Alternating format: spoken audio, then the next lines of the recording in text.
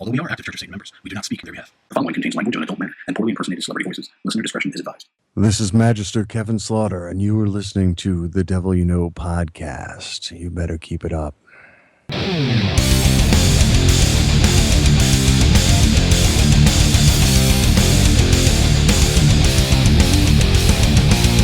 Hello, everybody.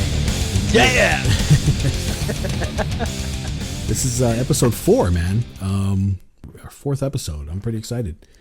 We're still I at think it. everything's going pretty well. I think everybody's enjoying it so far. We're still getting a lot of good feedback, and we just need more. We want more people to feel like you can get involved because we're enjoying hearing from you. And but yeah, it's cool. I'm having a really good time doing this. Hell yeah.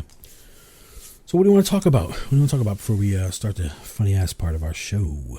Well, there is a slightly known holiday coming up this week. Yeah, what's that? Sweetest Day. Oh no, wait, I think that was last week or something. I don't know. Shit, I guess we missed it. I thought we missed our Sweetest Day special. Nah, darn it. Isn't National Cheese Sculptors Day coming up? Something. Is that a satanic holiday? Cheese sculptors. Of course it is. No, of course we got Halloween.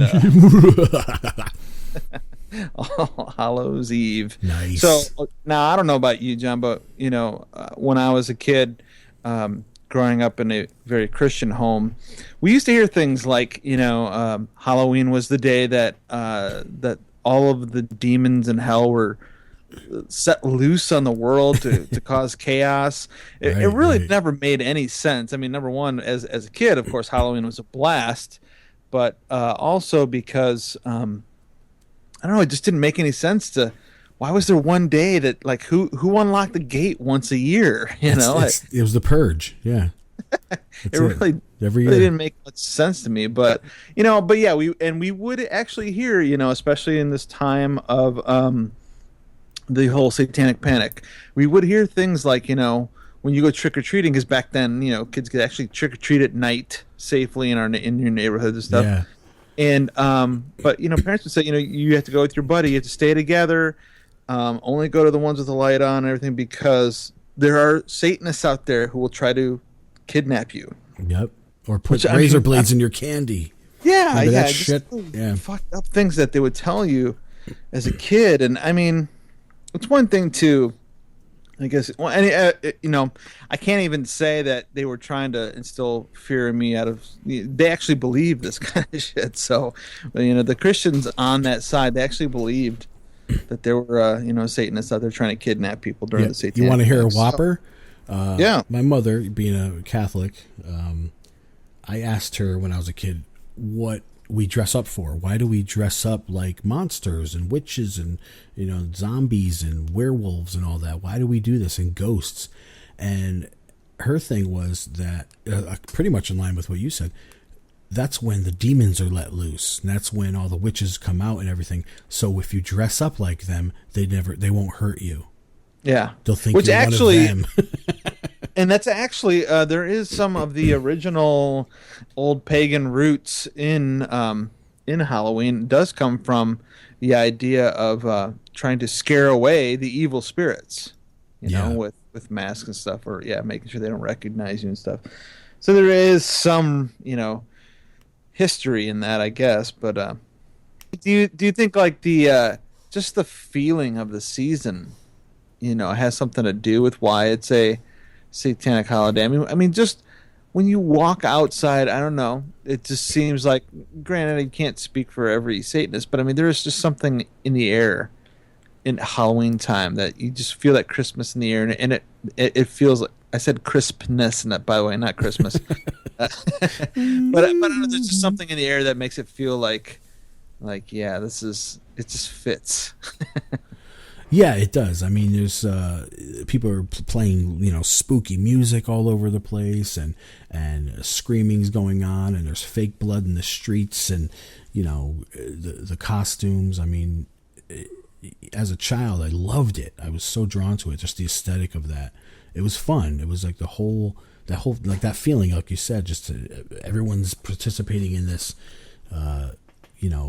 group thing where it just felt good to be part of something that was celebrated by yeah, and I think that kind of lends to that whole total environment kind of idea, at least, you know, I mean, to an extent of, you know, our costumes and being around other costume people and getting into the quote unquote spirit of it. Yeah, you know, it has a good satanic feel to it. Yeah, absolutely. I don't know how satanic the UNICEF boxes were. I don't know if anybody is old enough to remember that shit, but we were actually given boxes from school for UNICEF to, while we were going out getting our candy, you know, grab some change and a few extra bucks from people that are willing to give it for UNICEF, you know. But I don't think it's done any good, because those people that the money was supposed to be for are now contacting me, telling me they want to join Satan Church and crap. Yeah. So I don't think they got their money. Right. I don't know. What kind of stuff did you like to dress up as a kid? A devil, yeah, go figure. Yeah. My brother was always about the fucking like superheroes, you know. He'd go out as Superman or Spider-Man. I was more like, you know, I want to put fake blood on me and get all zombied up and everything. You know, one year, this is funny, my mother was out with her friends. We're going out trick-or-treating because, you know, back then we didn't even wear seatbelts in cars. We can go out and, you know, do anything we want. So, like, I had an old my old football uniform and stuff like that and equipment, and my brother and I stuffed it with like newspaper and put it on the kitchen floor and put ketchup all over it and everything, and it looked like because I told her I was going out as a football player that year. I should have said that in the beginning. But she comes home and we're hiding around the cabinet and I'm under the table, and she sees this football uniform person looking there, just all bloody, ketchup's all over the place. She's screaming, and my brother and I, we couldn't hold it in. We just start laughing our asses off, and I think I got a beating that night or something for it. But because that was their, you know, any excuse for a beating. But yeah, it was hilarious, and we loved it. It was worth it. It was so funny. I clearly remember one year as a kid wanting to be a mummy, and I wrapped myself head to toe. I might have had some assistance. Wrap myself head to toe with toilet paper to be a mummy. But of course, you know, I mean, you know, we lived in these big subdivisions, and so going around the block it was a pretty big block. Yeah. And you know, of course, you get a ton of candy that way. But I mean, walking around this block, you know, toilet paper starts to unravel, and you know, by the time I got home, I mean, all that toilet paper was in my candy bag. You know, it was, yeah, you know, I was dragging it down the street. It was just coming. The instant we left the house, you know, it was coming apart. So my mummy failed, but I want my mummy. So was your parents like mine, where we'd go out, get candies? I mean, I had pillowcases full of candy, and I'd get home, and then they would take it from us. Yeah, of course. We're not allowed to eat it. They got to go through it to find the razor blades and shit. But yeah, you know, now later when you're a parent, what you realize is that you're checking for safety means you're pulling out the shit you want and stashing it. Here, you can have this crap. I don't want this. Right. But there was always full size. Yeah, she kept it in these giant bowls up on top of the refrigerator when I was a kid, and like we weren't allowed to touch them until after we ate dinner. We could have 2 or 3 pieces, you know, all this stuff like that. And as a parent, I understand why they were doing that, of course, but as a kid, I was like, fuck this. And I started building sophisticated ladders to get up on top of the fridge to snag candy, make it look like it was never touched. And it's crazy. Yeah, you use some pulley systems to get the dog up there so you can get the pull down or whatever. Yeah, it's funny. Yeah, absolutely. And yeah, you do find yourself later on almost doing the same thing. But yeah, I mean, that's the best thing about having kids is Halloween time. You send them out, and then you like, I'm going through your stuff here just to make sure that you're safe, you know. And you're like, that's mine. Ooh, that's mine. Yeah. So, I know. I claim all the Smarties. I love them shits. Yeah.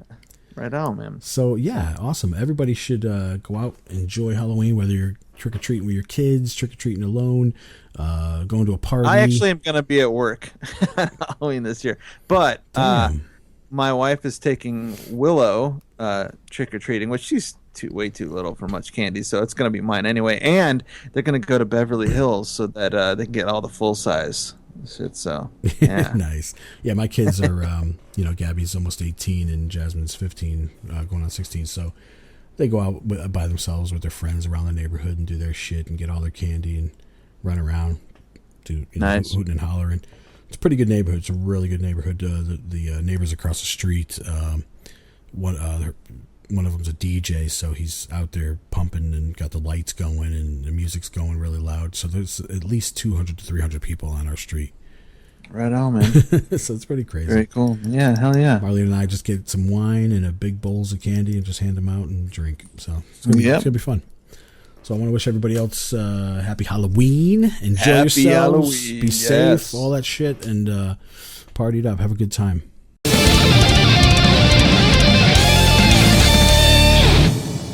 And now, you're drunk.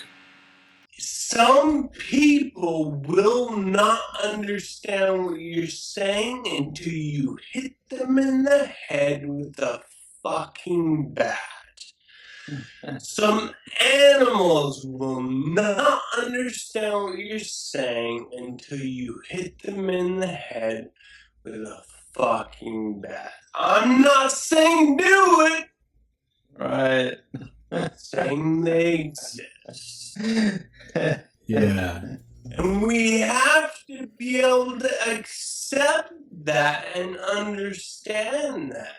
I mean, in our PC world, we may never be able to say this out loud, but it's the truth. And we have to accept. In the same way that some people are just worker bees, they will never be anything but waking up, going to their job, coming home, and dying. That is their entire existence. Some people wake up and compose fucking symphonies. Do you think the fucking worker bee understands that or even can rationalize that? It is so far beyond their understanding. It's like a fucking alien. The same thing goes for every species on the planet. There are different capacities of understanding, and until we collectively, as hopefully self-aware atheists, or atheists and Satanists, until we recognize that, we can't ever move through life as successful magicians, because you're supposed to interact with people in the form that they're expecting to be interacted with, or else you can't practice lesser magic on them. You have to morph to what they want in order to make them do what you want. This is basic. It's not easy. It actually takes a fucking lifetime of practice. Yeah. Unless you're Adam Cardone. Yeah, exactly. You do with humans, you do with animals. Same. But now we're gonna have to have an extra warning at the beginning of the show that says the devil does not condone Adam Campbell's version of animal abuse.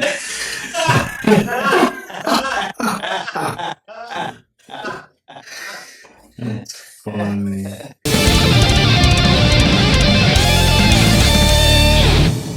Okay, so now we're back to the part of the show where we, our main part of the show where we have our interview. And John, I gotta say, the last 3 episodes have been great, but it's starting to turn into a bit of a sausage fest here. So we need to liven things up. Who we got this week? We have Church of Satan Witch Marilyn Mansfield. Yeah. Yeah. Hello. How goes it? It goes good. Good. How are you, gentlemen? Doing a moderately keno, actually. How about you, All Dorian? right. Yeah. Having a good time already. So, well, we're really glad to have you here. Yeah. Obviously, you know, you were one of the first people that John and I talked about having on here, and We keep saying that every week, dude. They're catching on. yeah. I know. I gotta come up with something better.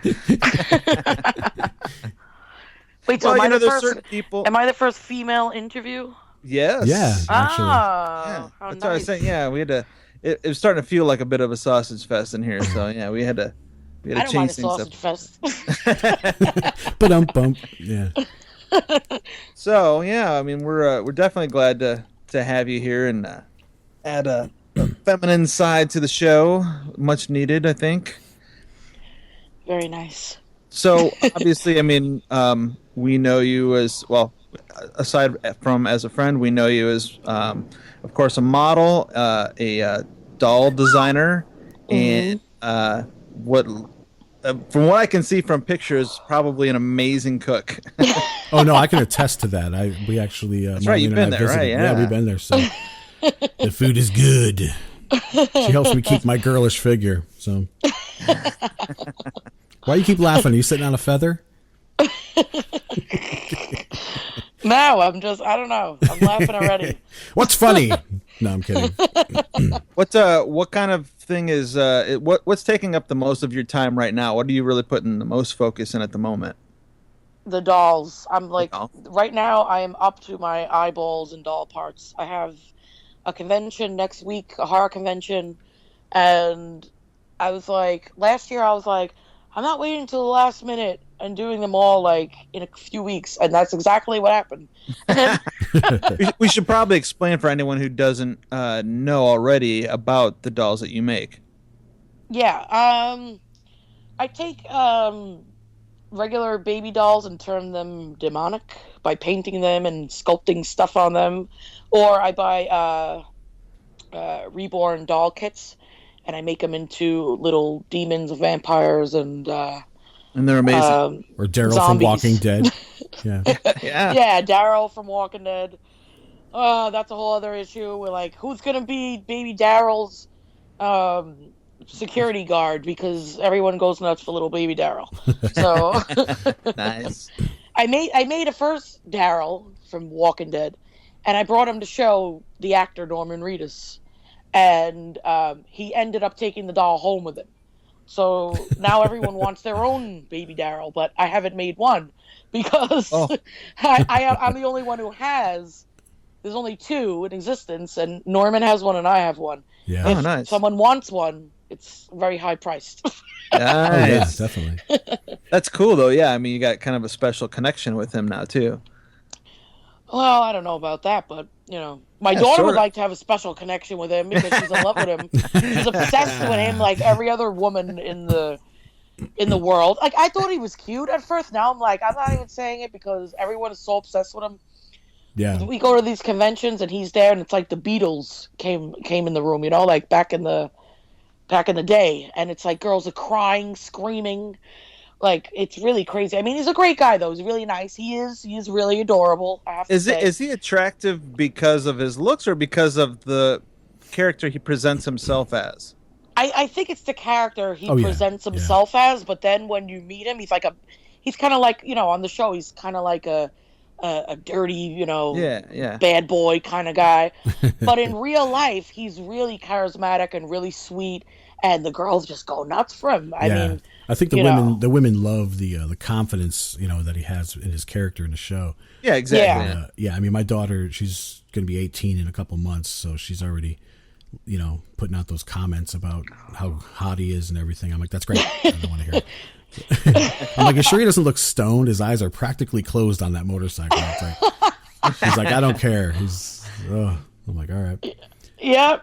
He is very, he's sexy, but I'm not a teenage girl, so I don't go nuts. I met the guy, I met him twice, and he's really, really nice. I really, had fun when we met him and all, but he's girls go nuts for him. Have you met any other celebrity dolls for certain people? How could you meet a celebrity doll? What does that mean? I said, have you made any? Oh, I thought you said meat. I actually made Walker Sophia from the show, and I'm going to meet her this weekend and have her sign Sophia. So cool. Madison Lintz, I think her name is. So that's pretty cool. Did I meet anyone else? Trying to think. Oh, the governor. I made a baby governor. Oh, I remember that. Oh, that's right. I remember that. Yeah. Yeah, and Zoth and my son met David Morrissey, and he signed the doll and everything. Took pictures with the doll, so that was really cool. So very cool. Yeah. Yeah, I can't think of anyone else right now. So I keep up with your posts and see things and pictures and everything. Of course, you say that you put like the doll parts in the oven to warm them up. Do you think that the doll parts spend more time in your oven than like say a pork roast? No, the pork roast is definitely in the oven longer. So is that for molding's sake, for to soften them up to? No, it's actually I use Genesis heat set paints, and each layer has to be baked on for like 8 minutes. Okay. It's really time consuming. I don't know how I'm not insane by this point. Because it's like you paint like little tiny veins, and the whole thing has to go in the oven for 8 minutes, and then you take it out, and it has to cool off before you could do another layer. And it's just like I had my daughter. She was like, I want to see what it's like, and she's 16. She goes to art school, and she did like 3 layers of paint. And she was like, I don't know how you do this. I'm already going nuts. Like I'm done. And she quit. That was it. I was like, I know it's insanity, but this is how they look, realistic and stuff. This is the paints I got to use. So yeah. That's about passion. Yeah, you have to have a passion for that perfection of what you're doing, definitely. Yeah, Marlene and I own 2 of the dolls, so we can attest to their beauty. Their diabolical beauty. Very nice. Yep. What about modeling? Are you doing anything? No, I quit. Oh, you mean Marilyn? Sorry. Yeah. There's some things, John, that no one wants to see. Speak for yourself. I'm still with my agency. I'm still a represented model. But I really, since the doll stuff has taken off, since I did the TLC show, I've been, doing mostly that. And I mean, I still get dressed up to the 9 for the camera. I'm just have dolls with me, so it's kind of like the same thing for me. You know what I mean? Even when I was modeling before the TV stuff and everything, I was bringing dolls into the shoot, so it's just kind of the same thing for me, So I mean, mostly now it's more with the dolls, the pictures and stuff like that, rather than by myself. But I still like to do, shoots now and then by myself, just to have, updated pictures and things like that. Yeah. And I still, send out my stuff for castings and stuff like that. I'm not a model average type, I'm short and chubby.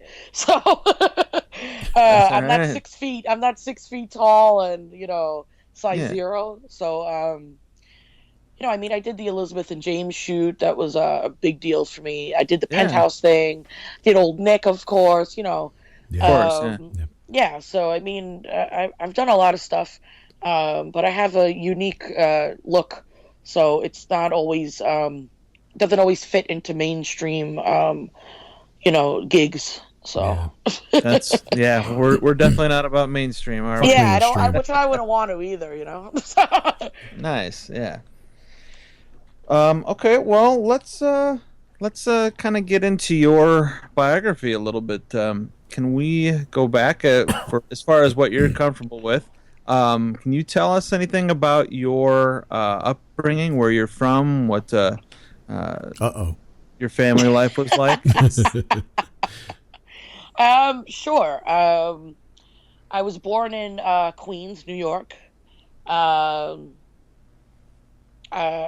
mean, my mother was nuts. Ditto. I didn't have I mean, we were always kind of, I don't know, kind of different, but, Yeah. I was always very different. Okay. No problem. But I moved out really early, and I had my own place by like 17. Wow. Okay. Yeah, I was working as a hairdresser. I had my license by 18. I had my first kid very young, so I was a teen mom. Okay. I would say before it was popular, before MTV made it popular. So I had to get my ass in gear and kind of become a grown up. So Yeah. Did that make you a motivated person? yeah, it did. It made me it made me do what I had to do. Yeah. Yeah. So I mean, I had my daughter, and I was a single mom for a while, and I was working and most kids my age were like hanging out and stuff. I was working and raising a kid. So Yeah, Right, yeah. I did the same thing when I got kicked out when I was 15 on my own ever since. I didn't have a kid, because I can't get pregnant, but it's same type of thing. I understand where you're coming from. Yeah. yeah, but you became a dad pretty young, no? No, I'd not till I was I know I gotta do math here. 2 + 2 is 4, right? I think 25, 26, something like that. Oh, okay. Yeah. All right. Yeah, I mean, I have 3 kids now, so I kind of collect them, Gotcha. like the dolls. Nice. Well, so then, at what age did you start getting into like modeling, or did the dolls didn't come first, right? That was later. Well, I did a photo shoot. I had met a photographer, and he wanted to do a photo shoot with me, and I did a photo shoot when I was 12, actually. And they took my pictures to an agency. The problem was that I looked a lot older than 12, and they suggested that because I have the gap between my teeth in the front teeth. Yeah, they it's so they sexy. suggested. No, it is. Well, I love that. well, they didn't think so, I guess, because they thought I should get like my teeth fixed or whatever, and I was like, gotcha. no, this was like 1990, I guess. Things were different. Now I see models with the teeth like that all the time. Oh, yeah. So it's like, and I went to my mother tried to bring me to the dentist, and I was in the chair, and he was like, "We're gonna put braces on." I ripped off that little bib and walked out, and I didn't give a crap. I was like, "I am not getting no braces. Forget that. No way." So Yeah, now they do. They actually try and put that on purpose. They go in and Yeah. ask for the gap. Yep, So, yeah. yep. really? Oh wow. Yeah. Yeah, people. Get, There's a few. I don't know the names of them, but I know there's at least one supermodel I can picture in my head right now who has the space, and I don't think she was born that way. didn't Madonna do that? I think. Madonna had it, but she left it. She never fixed it. Oh, okay. So, I mean, not that it's something that needs to be fixed, but Yeah. and then I was kind of like, and then I did like stuff like when I was like 16 or 17, I did the International Beauty Show, and I modeled for a hairline hair company. I don't know what the hell was it. I can't remember the name. And yeah, I had to, like, they did my hair, then I had to go on the runway and all that kind of stuff. Yeah. I did like a Torrid Mall show, like things like that. Gotcha. The dolls were always there. I mean, I collected dolls my whole life, but I don't know, like since the TLC show, that's when everyone became interested in them. I mean, it's just something that has been around my whole entire life. If you knew me, you knew I had dolls. That Right. was it, you know. But it's So just kind of taken off now. So. yeah, and I was bringing around, like, I had a Chucky doll when I was like 18. I used to bring it to work with me. So I was doing that Bride of Chucky thing way before that movie came out. I was walking around dressed in all black with the blonde hair and Chucky years before that movie came out. When it came out, everyone was like, "That's you in the movie." I'm like, "No, it's not really, but it's yeah, it could be based on." So growing up in your house, Marilyn, Yeah. were your parents religious at all? No, but Okay. I had my father. I didn't live with my father Right. my whole life. My mother was not religious, but she used to make us, go to religious instruction and all that stuff, which I hated. I mean, this was when I was a really little kid. We did the communion thing and all that. And I used to say, like, why do we have to do this? And she'd be like, oh, because your grandmother wants you to do it, like that kind of thing. Yep. She never made us go to church or anything like that. My grandmother was more religious. But, I mean, basically that's everybody I know, though, Right. Like, that their parents made them do this or whatever, and it was dumb. I mean, I remember being in religious instruction and asking, like, how do you know this is all true? And I got in trouble. Yeah. And I Yeah. was like, We've I got was one like that 10. sees. Yeah. Yeah, I remember her, like, telling me, like, you can't ask questions. Like, they called my mother. I was like, whatever, this is so stupid. And then I just said I'm not going anymore, and I just didn't go. That was it. So So how old were you when you found Satanism? I read the Satanic Bible. I was around 12. Wow. And yeah, I identified as a Satanist since then. Wow. Great. Yeah, and I didn't want to do the confirmation thing, and I was forced to do that. And I remember I wore a white leather miniskirt underneath the underneath the little whatever you call it, that robe thing or whatever, with boots I wore, and I wore like a tight shirt and everything, and it was so funny because the nun got really mad. You weren't supposed to wear makeup, but of course I did, and I just made a whole joke of the whole thing. I totally didn't care, and that's when they were like, we're not making you do anything, like, forget it, just forget it. Let's get out of here. Yeah, I just did not care. I was like, this is So did you tell anybody that you identified as a Satanist?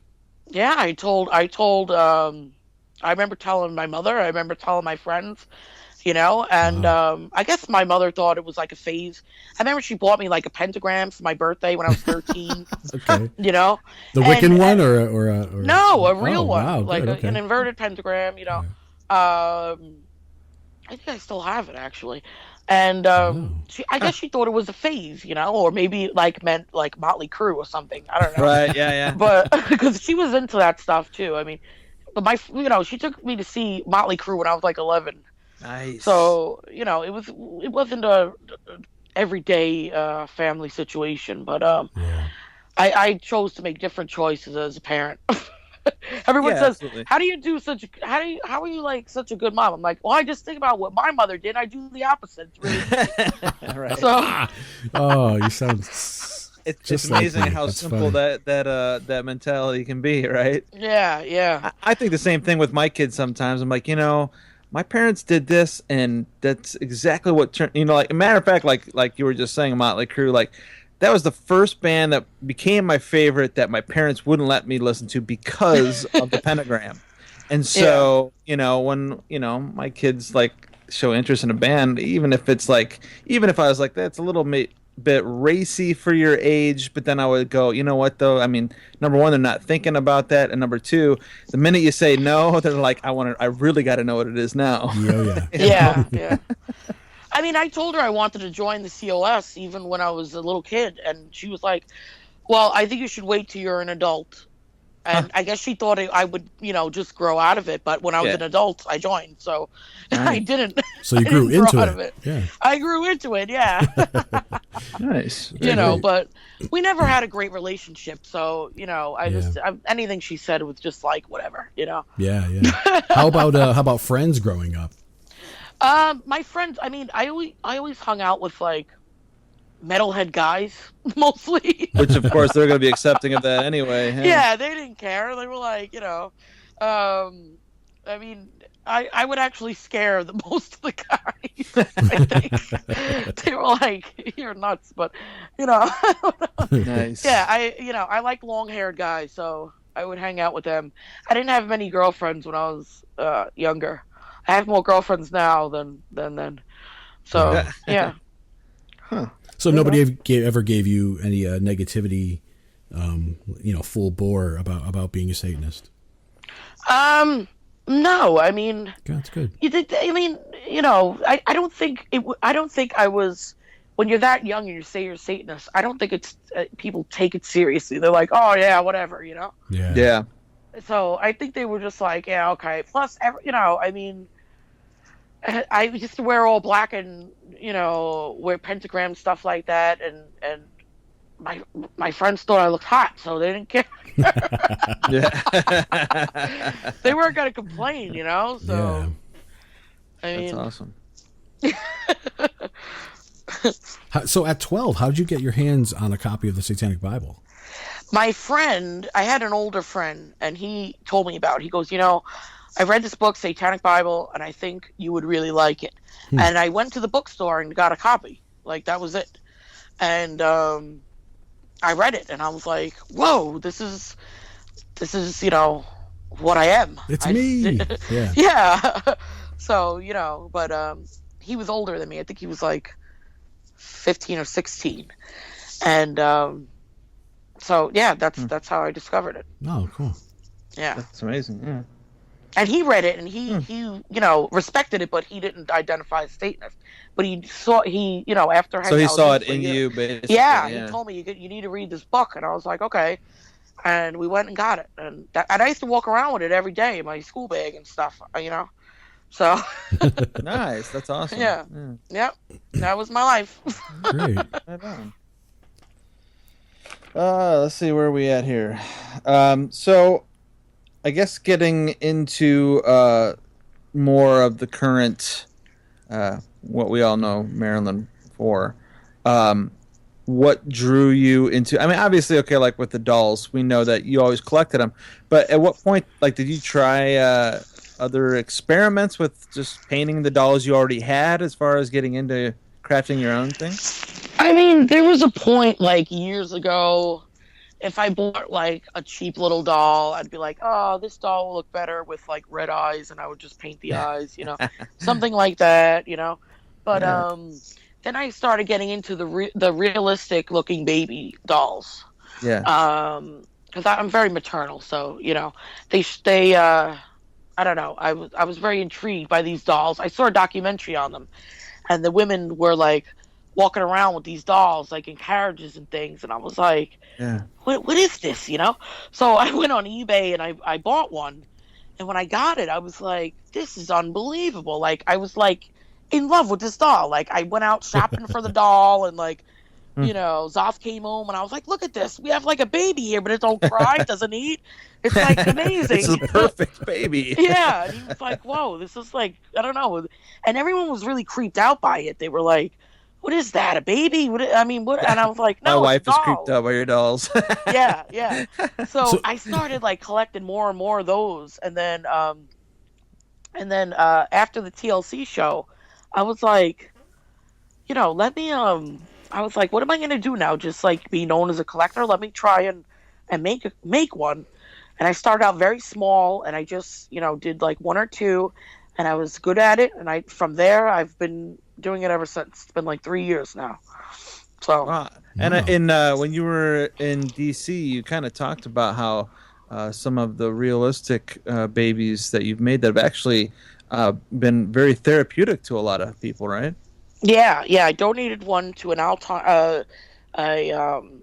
facility for Alzheimer's patients, and the caretaker there wrote back to me, and she was like, you can't imagine how the positive effects this doll has had on them. And there was one patient who was very aggressive. He wouldn't speak, and he was calm and now talking. His daughter was crying. I mean, that stuff just makes me really, really happy, because I had an aunt who she died a few years ago, and she had dementia really bad in the last few months, and I wanted to bring a doll, and my mother wouldn't let me, so I thought it would have helped her, and you know what? It would have. Yeah. And my dad recently told me that my great grandmother, who was German, before she had died, she had Alzheimer's really bad, and she would hold her. They gave her a baby doll, and she would hold the doll and sing to it in German, and that kind of stuff. So, Wow. and I just found out about that, and I was like, whoa! So maybe it's in the bloodline. I don't know. Yeah. Huh. Very interesting. So I know the answer to this already, but just for the listeners, how has Zoth and the kids taken to the house full of dolls and the things that you do? They are 100% supportive. They're proud of me. Yeah. They have been just as big a part of it as anything. Yeah. They've done all the TV shows with me. They they help me when we go to shows to sell the dolls. It's a family business. My son has taken interest in becoming a doll maker himself. Yeah. Mm-hmm. And if it wasn't for their support, I probably wouldn't have gone this far with it. Right. I'm really lucky. Yeah. And you've been here, John. How they are and everything. They're totally supportive, and a lot of the dolls are part of the family, like Ellie. Oh yeah. Mm-hmm. Yeah. So it sounds crazy, but it's they wouldn't feel right if they weren't around either. So, yeah, absolutely. Yeah, that's your environment. That's your personal environment that you guys created, and that's awesome. Yep. And of course, you keep your family rewarded with awesome food. So, which, by the way, the Chopped show. I actually had a customer come in for a tattoo, and I kind of acted like I had to draw something up and told him to come back in an hour so that I could watch your show. So I didn't think they would go for. Well, I have to watch Chopped, so I just said, "Oh, you have to do something. Come back in an hour so I could sit there and watch it." So. Oh, that's sweet. Yeah, that was intense. That was intense because that contest is filmed in real time. That is what you see when that clock starts ticking. That's what's happening. Yeah. It was it was hot. It was crazy. I was freaking out. And everyone's like, "You look so calm." I was freaking out. Yeah, it didn't show at all, definitely. Oh, man. I was freaking out. I kept saying, I'm going to have a heart attack. And they were like, calm down. And I don't know, but I got through it. I don't make desserts, though, so I'm kind of glad I didn't get to that third round because I would have totally flopped. And now that I watched the show, because I never knew what were the ingredients, I still cannot come up with a dessert. And it's been a year later, so I would have put the cookies on a dish and been like, "Here you go." I don't do dessert. My daughter does the desserts. I'm like, I don't even know I don't know anything about that. And the judges said that your rice wasn't completely cooked, but I've had your rice. It's fine. It's amazing. Yeah, the rice. You have 30 minutes, Yeah. So, and I knew it was undercooked, and I shouldn't have put it on the dish, but I did. Oh well, that's it. It's al dente. Well, I just did not want to go home first. That was my goal. I was like, I don't care what happens after the first round. I just don't want to be the first one. And I pulled through, and I got a lot of compliments from the judges. So yeah, they didn't air all of them, but there was more than that, and I was fine with it. I'm not a chef. I'm a mom who my grandfather used to take me out to eat in Atlantic City a lot and things like that. I was spoiled when it came to my grandparents, and I grew up eating really good food. And, not going out to eat is not always an option all the time. Either you're busy or, whatever it is. So I just learned how to make really good food at home on my own. So how long is it going to be before we see the Marilyn Mansfield cookbook? Ooh. And I'm not I kidding. don't know. I'm not I kidding. need a lot of time to do that. I mean, I would love to. I get so many emails and stuff about that. To be honest with you, and I'm like, The Satanic Witch's kitchen. Just call it the Yeah. Satanic Witchin'. Witching. yeah. I mean, if I ever get time, I'll totally do it. But right now, I'm telling you, I'm I so would busy. buy that. Yeah.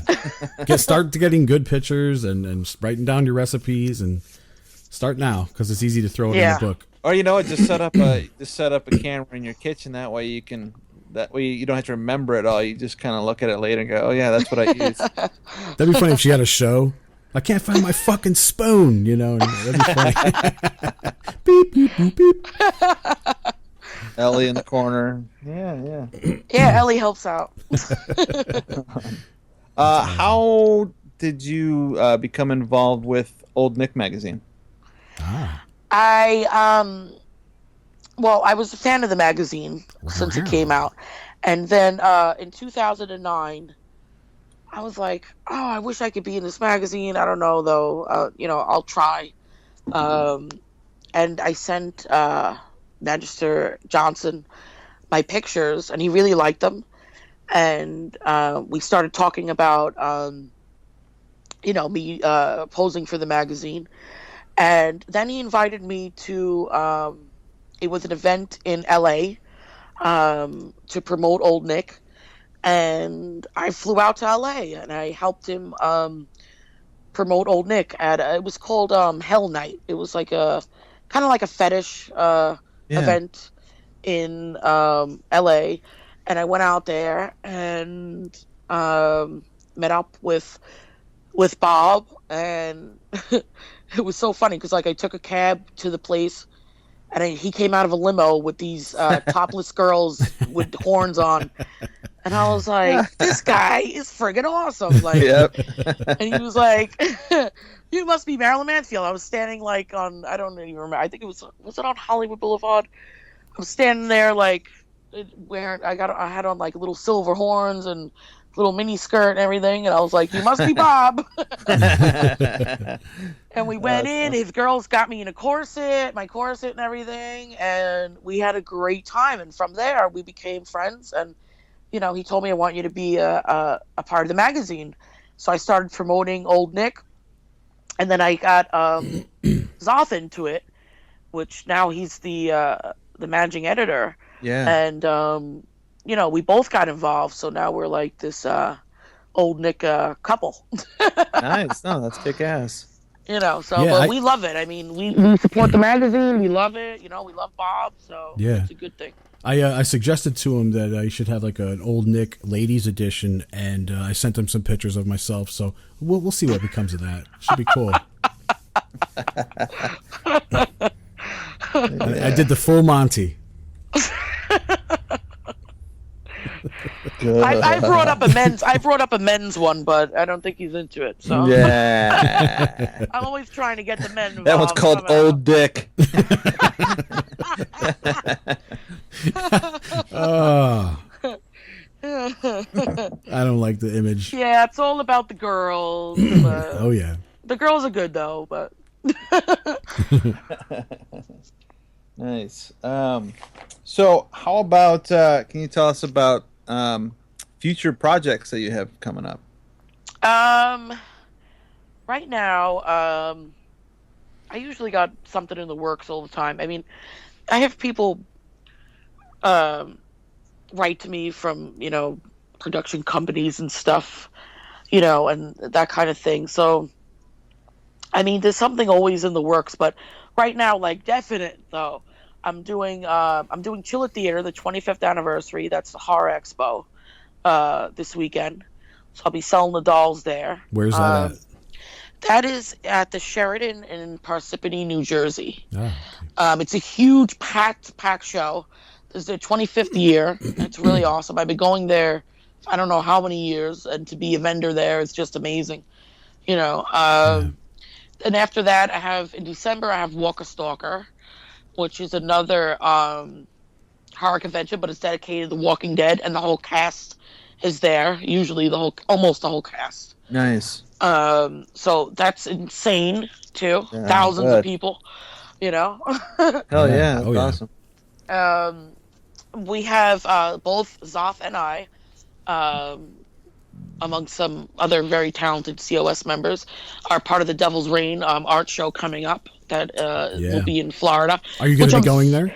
No, and I'm so upset because that is the weekend of Walker Stalker, and I had already booked my booth and paid for it like months ago, and I thought it was the 15th, and I'm pretty sure it was, and then, I don't know, it's the same weekend, and I was literally in tears, so I'm really bummed that I can't make it, but... Yeah, we should be there. Yeah. I know. I'm really bummed. Don't even bring it up because I'm upset. All right. Don't get upset. We only had 3 people cry on the show so far. So yeah, we were looking for tickets and everything, and I was like, imagine we bought the tickets, and I don't even know if we would be able to get the money back or whatever, but we were ready to go, and then they were like, don't forget, Walker Stalker is the 5th, and I was like, oh man, Yeah. But yeah, I booked my booth like I don't even know how many months ago, 8 months ago or something like that. Yeah. Great. Understood. Yep. Cool. So you're going to be really busy. That's That's good.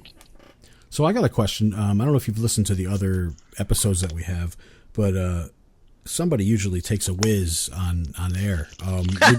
Would you be willing to do that or what? No. Hey, couldn't hurt to ask. So I'm just playing. Did you hear the one with Adam Cardone? No. It was hilarious. And then in the next episode, Adam calls our number, our sound off hotline, and Adam Campbell.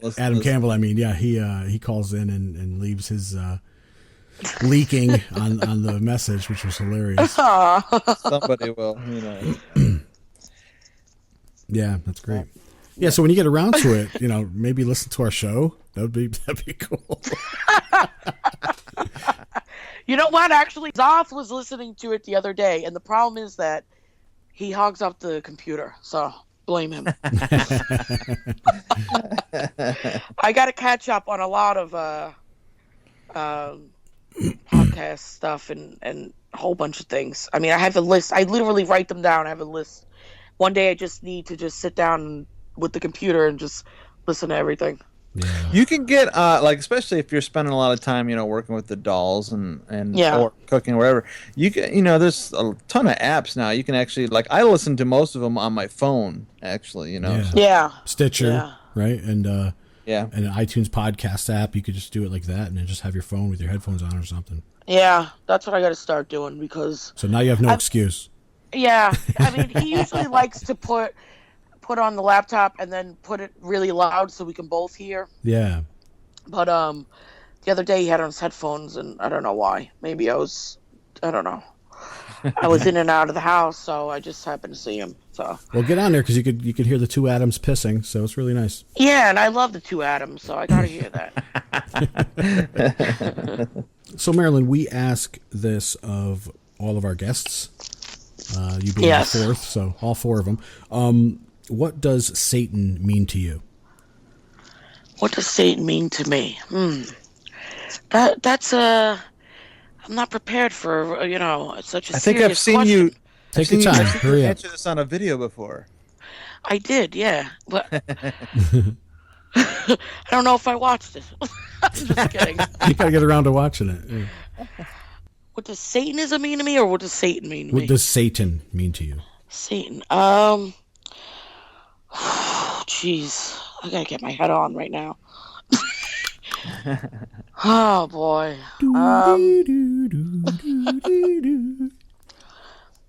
Satan means to me, I would have to say, it means strength. It means to be rebellious. It means to be strong. It means to be myself, not be afraid. It means to be everything I can be and be the best at it in life. Yeah. That's what Satan means to me. Besides that, the ideas of Satan, he's kind of hot. They always draw him like so nice and red. Big. Chicks love a bad boy. Yeah. Yeah, He looks like Daryl from Walking Dead. Yeah. You don't have a crossbow. And he's much cleaner looking, like. Though, Yeah. But I would say all those things wrapped up into one. I gotta say that you've only been the fourth guest so far, but that was the third best answer we've ever gotten. That's good. Oh, I'm just kidding. Marilyn, where is the best place for our listeners to check out everything that you're all about online? You can check out my site, MarilynMansfield.com. It has all my links on there, social media, and all that kind of stuff. So. Okay. Great. Easy enough. Easy enough, yeah. I said it first. All right. Well, thank you very much for being here with us, Marilyn. It was really awesome. Appreciate it. Thank you for having me. We love you. We do. Literally. Absolutely. I love you very guys. much. Sorry I wouldn't pee on the air, but It's all right. I'm gotta gonna keep it classy. I'm just gonna pretend you did.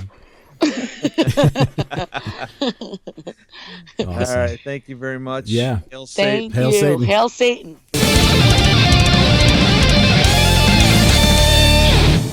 So I guess that wraps it up for episode 4, John. Yes, it does.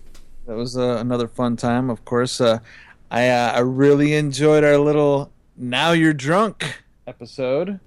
Oh, that was hilarious. I happened upon that by accident one night when I was listening to the show, and on the iTunes version of the app called Podcast, it lets you change the speed, and I accidentally put it on half, and that's where the idea came up with. And I'm like, people have to fucking hear this. This is hilarious. Oh yeah, that's So, some funny shit. Expect man. more So, of that because yeah, that was great.